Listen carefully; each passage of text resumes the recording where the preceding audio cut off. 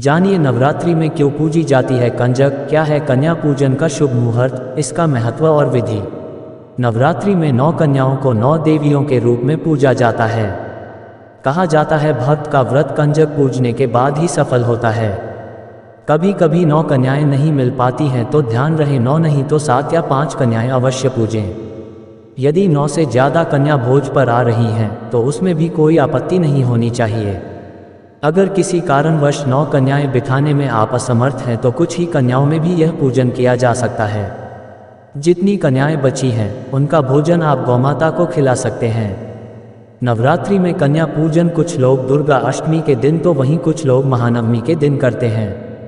आप अपनी सुविधा और मान्यता के अनुसार इस शारदीय नवरात्रि में कन्या पूजन 22 अक्टूबर को दुर्गा अष्टमी या 23 अक्टूबर को महानवमी के दिन कर सकते हैं। 22 अक्टूबर को दुर्गा अष्टमी है। इस दिन सर्वार्थ सिद्धि योग सुबह 6:26 से शाम 6:44 तक है। ऐसे में आप 22 अक्टूबर को सुबह 6:26 से कन्या पूजन कर सकते हैं। इस साल महानवमी 23 अक्टूबर को है। इस दिन सर्वार्थ सिद्धि योग सुबह 6:27 से शाम 5:14 तक है।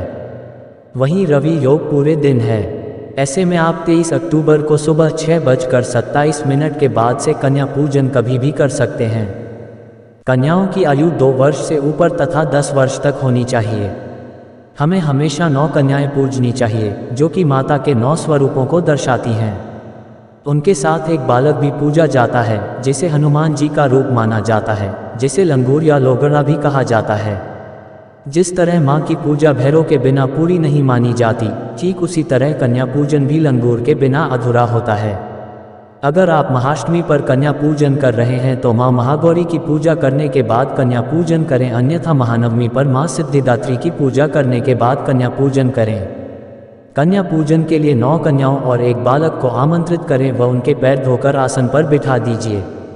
अब सभी कन्याओं और लंगूर को तिलक लगाए और कलाई पर मौली को रक्षा सूत्र के रूप में बांधिए एवं माता की आरती कीजिए।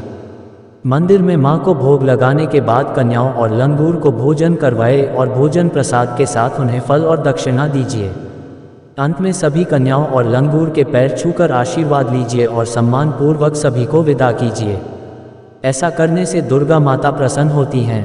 कन्याओं को माता के 9 रूप का प्रतीक मान भोजन की पेशकश की जाती है। प्रथागत भोजन निमंत्रण में आमतौर पर पूरी, काले चने, सूजी का हलवा और कुछ फल, उपहार यथाशक्ति दक्षिणा इत्यादि शामिल होते हैं।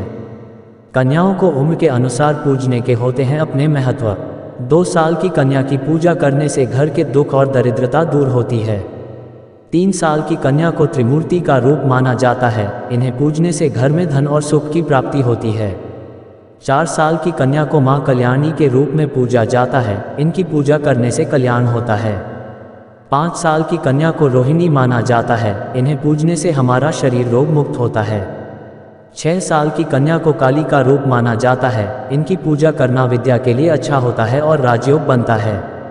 7 साल की कन्या को चंडी का रूप माना गया है। इन्हें पूजने से वैभव की प्राप्ति होती है। 8 साल की कन्या को शांभवी कहा जाता है। इन्हें पूजने से विवाद व ग्रह क्लेश खत्म होते हैं। 9 साल की कन्या दुर्गा का रूप होती है। इन्हें पूजने से शत्रुओं पर विजय मिलती है। 10 साल की कन्या सुभद्रा मानी जाती है, जो अपने भक्तों के सारे कष्ट दूर करती है।